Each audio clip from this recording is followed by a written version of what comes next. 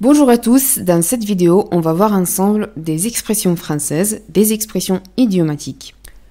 On va voir la signification des expressions et aussi des exemples, donc des petits dialogues pour comprendre encore mieux comment les utiliser. Il y en a beaucoup, on sait très bien que les Français utilisent souvent des expressions pour parler, donc restez avec moi jusqu'à la fin de la vidéo et n'oubliez pas de vous abonner. C'est parti! Tourner autour du pot. Cette expression est utilisée pour décrire le fait de parler d'une manière indirecte ou d'éviter de traiter directement un sujet ou une question. Donc plutôt qu'à d'aborder le cœur du problème de manière franche, on tourne autour du pot. Donc effectivement, on parle d'une façon indirecte, on ne parle pas tout de suite de ce qui se passe vraiment. On ne dit pas tout de suite ce qu'on voudrait dire. On sait que ça peut arriver à tout le monde, donc comme exemple, on a « Tu devrais me dire quelque chose d'important. Qu'est-ce que c'est ?» Eh bien, je veux dire, c'est un peu difficile à dire.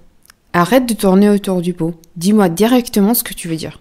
D'accord, je pense qu'il est temps pour moi de déménager. Donc, vous voyez que dans cette conversation, la personne avait un peu du mal à s'exprimer, donc elle tournait autour du pot. Elle n'a pas tout de suite dit ce qu'elle voulait dire. Quelque chose qui cloche. Cette expression est utilisée pour indiquer qu'il y a un problème ou une anomalie dans une situation donnée. Donc quelque chose ne va pas comme prévu. On sent qu'il y a quelque chose qui n'est pas OK, qui ne va pas comme il devrait. Pourquoi est-ce que tu sembles préoccupé? Il y a quelque chose qui cloche avec la voiture. Elle fait un bruit étrange quand je freine. Il vaudrait mieux la faire vérifier par un mécanicien pour être sûr. Donc, dans ce cas, on dit qu'il y a quelque chose qui cloche, la personne sait qu'il y a quelque chose qui ne va pas avec sa voiture. Il y a un autre exemple qu'on utilise souvent, c'est la phrase « il y a un truc qui cloche ». Et on dit « truc » pour dire « chose ». Donc, il y a quelque chose qui ne va pas. Je sens qu'il y a quelque chose qui ne va pas. Garder son sang-froid. Cette expression est utilisée pour décrire le fait de rester calme et maître de soi. Donc même dans une situation stressante, dans une situation compliquée, une personne qui garde son sang-froid, c'est une personne qui reste quand même calme et qui essaye plutôt de trouver des solutions. C'est pas quelqu'un qui panique, c'est quelqu'un qui reste calme dans toute situation. La présentation devant le comité directeur était très intense. Comment as-tu réussi à garder ton calme? J'ai essayé de garder mon sang-froid, en me concentrant sur mes points clés et en respirant profondément. Cela m'a aidé à rester concentré. Tu as bien fait, tu as transmis une impression de confiance et de contrôle total. Voir la vie en rose. C'est une expression utilisée pour décrire une attitude de quelqu'un qui est très optimiste, quelqu'un qui est positif envers la vie. Donc on perçoit les choses de manière agréable et joyeuse. C'est quelqu'un qui voit le monde avec optimisme. Donc malgré les difficultés, malgré les problèmes rencontrés, c'est une personne qui voit la vie en rose. Donc qui voit toujours le point positif et qui est toujours optimiste. Comment arrives-tu à rester si positive malgré tous les défis que tu rencontres? Je choisis de voir la vie en rose. Il y a toujours quelque chose de bon à trouver, même dans les moments les plus sombres. C'est une belle façon de voir les choses. Ça doit aider à surmonter les épreuves. Baisser les bras. Ici, c'est une situation différente parce que c'est une expression qui indique quelqu'un qui abandonne, qui renonce. Donc le fait d'abandonner, de renoncer à une tâche ou un objectif, souvent parce que l'objectif il est trop difficile, c'est une situation trop compliquée, il y a des obstacles trop compliqués. Et la personne, à cause de ça, abandonne. Tu as abandonné ton projet de démarrer ta propre entreprise? Oui, j'ai fini par baisser les bras. Les défis étaient trop nombreux, je n'avais pas les ressources nécessaires pour continuer. Ne t'inquiète pas, parfois il est important de reconnaître ses limites et de prendre une décision réaliste. Et ici, dans cet exemple, justement, la personne, elle a abandonné, elle a baissé les bras. Se mordre la langue. C'est une expression qui décrit le fait de regretter ce qu'on a dit. Donc on a dit quelque chose, on regrette. Donc souvent, quand on parle trop vite, quand on parle sans réfléchir, juste après, on regrette et on souhaite de ne pas l'avoir dit. Donc on se mord la langue. Pourquoi tu n'as pas dit ce que tu pensais lors de la réunion? Je voulais vraiment le dire, mais je me suis mordu la langue au dernier moment. Je voulais pas créer de conflit. Parfois, c'est mieux de garder certaines choses pour soi. Dans ce dialogue, on n'a pas vraiment le regret, mais le fait que la personne a bien réfléchi avant de parler, et justement, elle a évité de parler et s'est mordu la langue. Faire quelque chose, les doigts dans le nez.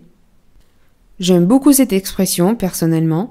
Alors, ça veut dire de faire quelque chose les doigts dans le nez, c'est d'accomplir quelque chose très facilement. Donc, de faire quelque chose sans effort, presque sans effort, ou sans difficulté.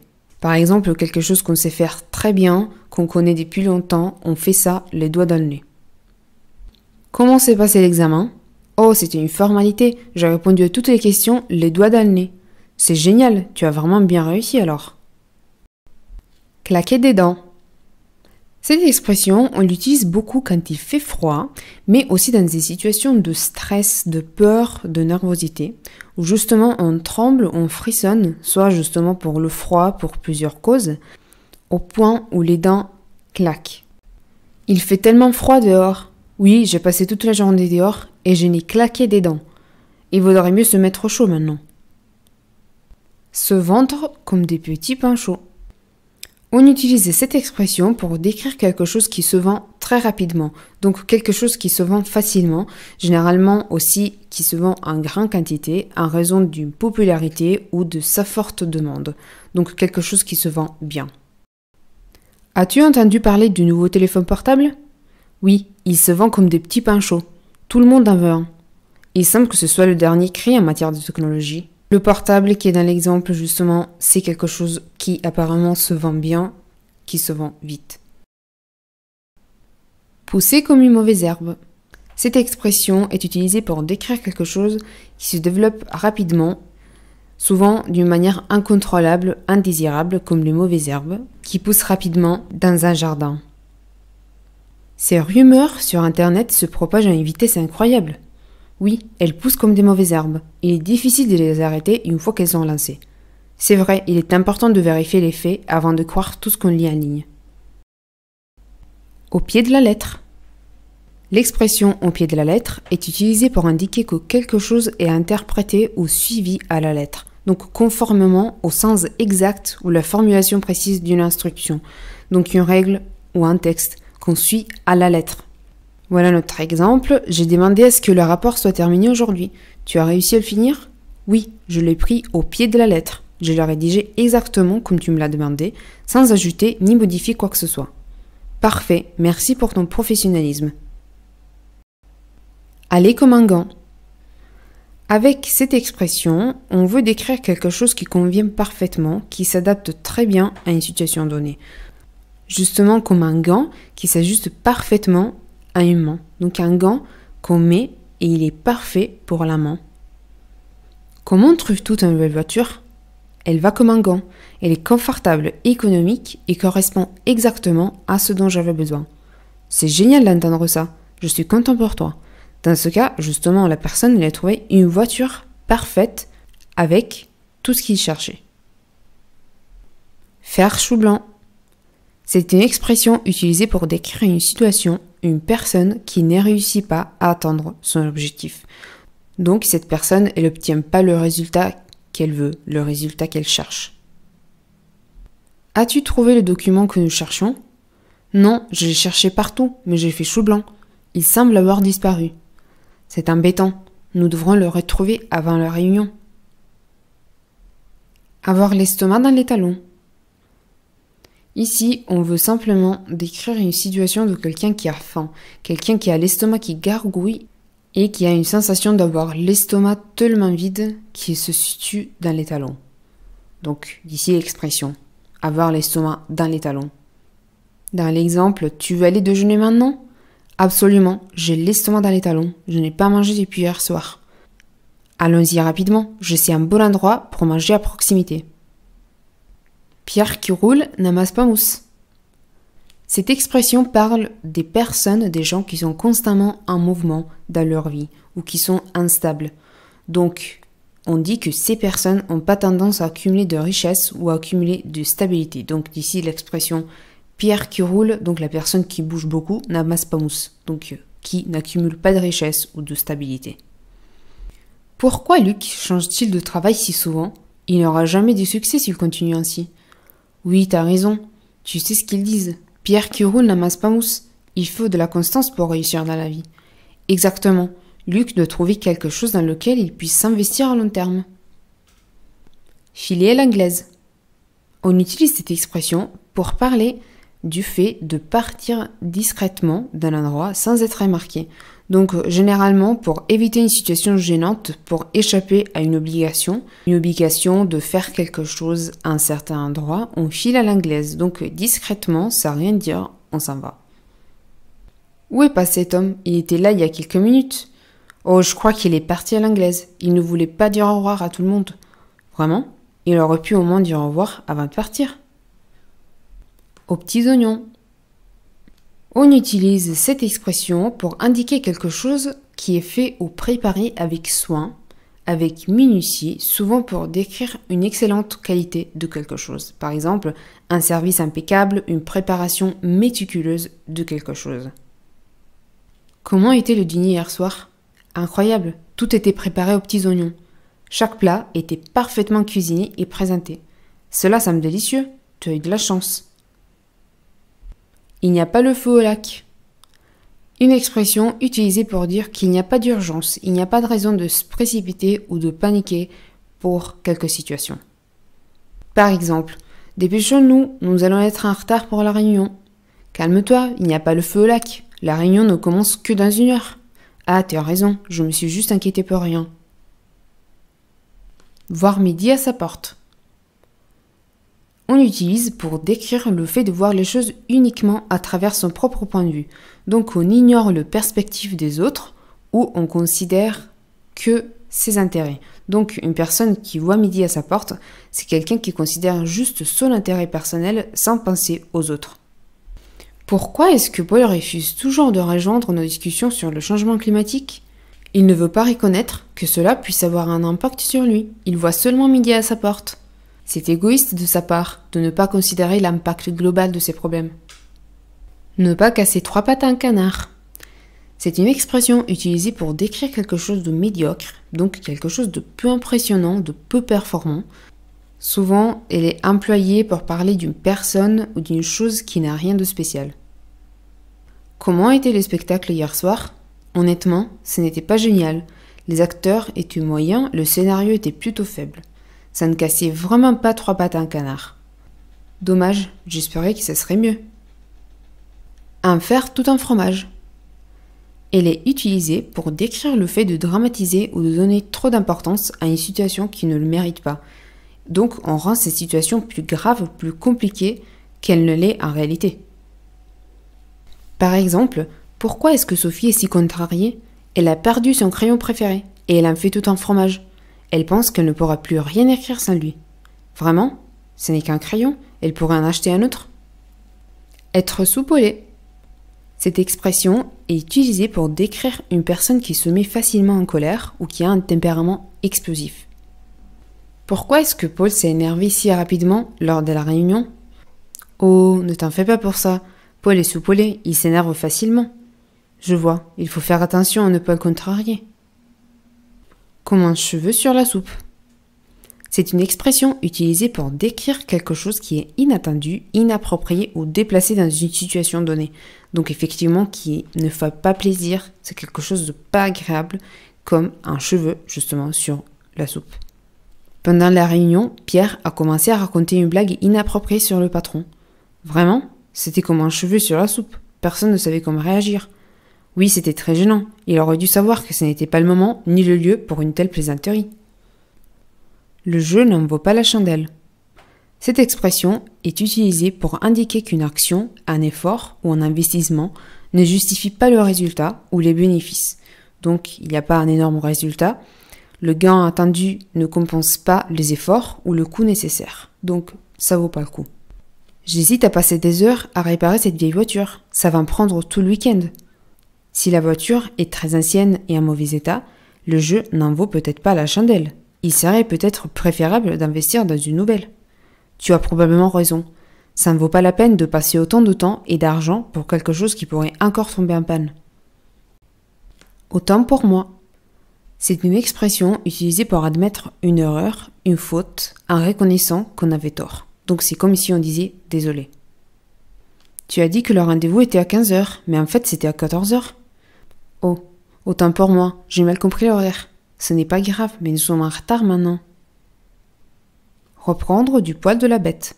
C'est une expression utilisée pour indiquer que quelqu'un ou quelque chose récupère de la force, de la vitalité ou de la santé, par exemple après une maladie ou après une difficulté. Comment va-t-il depuis son accident de voiture? Il se remet lentement, mais il a repris du poil de la bête ces derniers jours. Il est plus actif et a retrouvé son énergie. C'est une bonne nouvelle, j'espère qu'il se rétablira complètement bientôt. Tirer les verres du nez. Cette expression est utilisée pour décrire le fait de poser des questions de manière insistante, persévérante, pour obtenir des informations d'une personne qui ne veut pas donner des informations, qui est réticente à les donner. As-tu réussi à obtenir des informations de Pierre sur son projet secret? Pas encore, il est très réservé à ce sujet. Je dois littéralement lui tirer les verres du nez pour obtenir la moindre information. Il semble garder ses secrets bien cachés. Ne pas avoir froid aux yeux. C'est une expression utilisée pour décrire une personne qui est courageuse, qui n'hésite pas à affronter des situations difficiles, compliquées ou dangereuses. As-tu entendu parler de l'exploit de Marie? Elle a sauvé un enfant qui était tombé dans la rivière. Oui, c'est incroyable, elle ne semble vraiment pas avoir froid aux yeux. C'est vrai, elle est très courageuse. Se faire du mauvais sang. On utilise cette expression pour parler du fait de s'inquiéter excessivement pour quelque chose. Donc souvent pour des raisons qui ne sont pas justifiées, on s'inquiète beaucoup trop. Pourquoi est-ce que tu as l'air si préoccupé ces derniers temps? Je me fais du mauvais sang à propos de mon entretien d'embauche demain. Je crains ne pas être à la hauteur. Essaie de te détendre, tu es parfaitement qualifié pour le poste. Pas besoin de faire autant de mauvais sang. Les carottes sont cuites. Cette expression est utilisée pour indiquer que la situation est désormais irréversible. Donc, il n'y a plus rien à faire pour changer les choses dans une certaine situation. Donc, la conclusion de cette situation est inévitable. J'ai rendu mon devoir en retard et le professeur a refusé de l'accepter. Eh bien, les carottes sont cuites maintenant. Il semble que tu vas devoir accepter les conséquences de ton retard. Oui, je suppose que c'est ce que je mérite pour avoir procrastiné. Coûter les yeux de la tête. C'est une expression qu'on utilise pour décrire quelque chose qui est extrêmement cher, au point de demander un prix exorbitant ou prohibitif. Donc c'est quelque chose qui coûte les yeux de la tête. As-tu vu la nouvelle voiture de sport dans le showroom? Oui, elle est magnifique, mais elle doit coûter les yeux de la tête, non? Absolument, je pense qu'elle est bien au-delà de ce que je pourrais me permettre. Donner sa langue au chat. On utilise cette expression quand une personne renonce à deviner ou à trouver la réponse à une question ou un problème. Souvent parce que cette personne, elle ne connaît pas la réponse ou elle est incapable de résoudre ce problème. Je te donne un dernier indice. C'est un objet que l'on utilise tous les jours, mais il est petit et souvent négligé. Je ne vois vraiment pas. Je donne ma langue au chat. Qu'est-ce que c'est? C'était une agrafeuse. Remuer, c'est l'éther. Cette expression est utilisée pour décrire des efforts intenses et déterminés qui vise à accomplir quelque chose de difficile ou à résoudre un problème complexe. Je ne trouve pas mes clés de voiture, je les ai cherchées partout. Ne t'en fais pas, je vais t'aider à les retrouver. Nous allons remuer ciel et terre jusqu'à ce qu'elles soient retrouvées. Merci, je ne sais pas ce que je ferai sans toi. Rouler sur l'or. Rouler sur l'or simplement veut dire être riche, donc pour parler de quelqu'un qui est extrêmement riche, qui possède beaucoup d'argent, etc. Donc dans cet exemple, as-tu vu la nouvelle voiture de Pierre? Oui, il semble rouler sur l'or ces jours-ci. Cette voiture de luxe est juste la dernière de ses extravagances. Ne pas être sorti de l'auberge. C'est une expression qu'on utilise pour dire qu'une situation est loin d'être résolue ou terminée, donc il reste encore beaucoup de difficultés à surmonter pour résoudre ce problème ou résoudre cette situation. Comment se passe la réparation de ta voiture? Pas très bien. Le mécanicien a découvert un autre problème majeur. Je ne suis pas encore sorti de l'auberge. C'est embêtant. J'espère que tout s'arrangera bientôt. L'habit ne fait pas le moine. Celle-ci est très connue, c'est une expression qui signifie que l'apparence extérieure d'une personne ne donne pas forcément une indication précise de sa nature, de sa véritable nature, donc de ses qualités ou de son caractère. Je suis surpris que Tom a été arrêté pour le vol à l'étage. Il avait toujours l'air si poli et bien habillé. Eh bien, tu sais ce qu'on dit, l'habit ne fait pas le moine. Il ne faut pas se fier uniquement à l'apparence. C'est vrai, on ne connaît vraiment quelqu'un que par ses actions. Raconter des salades. Cette expression est utilisée pour dire que quelqu'un raconte des mensonges ou des histoires inventées dans le but de tromper, de manipuler les gens. Pourquoi est-ce que Marc prétend avoir rencontré une célébrité hier soir? Ne le crois pas, il est en train de raconter des salades. Il était juste à la maison hier soir. Je pensais bien que son histoire était trop belle pour être vraie. Ce n'est pas la mer à boire. Cette expression est utilisée pour dire qu'une tâche, une action n'est pas aussi difficile ou compliquée qu'elle me paraît, donc qu'il est tout à fait réalisable. Je suis tellement stressée par ce projet, il y a tellement de travail à faire. Ne t'inquiète pas autant, ce n'est pas la mer à boire. Nous pouvons le faire si nous travaillons ensemble. Tu as raison, je pense que j'ai exagéré l'ampleur de la tâche. Ne pas être dans son assiette. Cette expression est utilisée pour indiquer que quelqu'un ne se sent pas bien, physiquement ou émotionnellement, qu'il est malade ou qu'il est préoccupé en ce moment. Tu as l'air soucieux aujourd'hui. Est-ce que tout va bien? Non, je ne suis pas dans mon assiette. J'ai passé une nuit agitée et je me sens fatiguée. Je suis désolée d'entendre ça. Prends soin de toi. S'occuper de ses oignons. C'est une expression qu'on utilise pour conseiller à quelqu'un de s'occuper de ses propres affaires. Par exemple, quelqu'un qui pose trop de questions, quelqu'un qui est toujours trop curieux. On peut lui dire de s'occuper de ses oignons, donc de ne pas s'occuper des affaires des autres. Pourquoi est-ce que Paul se mêle toujours des problèmes de ses amis? Je ne sais pas, il devrait plutôt s'occuper de ses oignons. Il a suffisamment de choses à gérer dans sa propre vie. C'est vrai, il devrait se concentrer sur ses propres affaires. La goutte qui fait déborder le vase.